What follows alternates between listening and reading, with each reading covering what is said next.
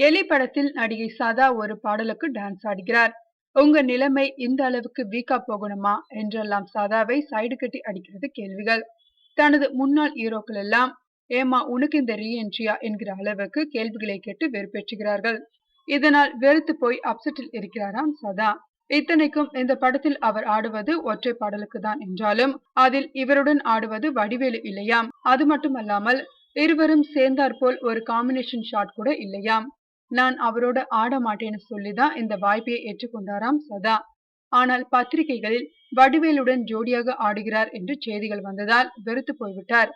எலி படக்குழுவினரும் இந்த உண்மையை தயவு செய்து மீடியாவில் சொல்லிடுங்க என்று கேட்டுக்கொண்டிருக்கிறாராம் சதா.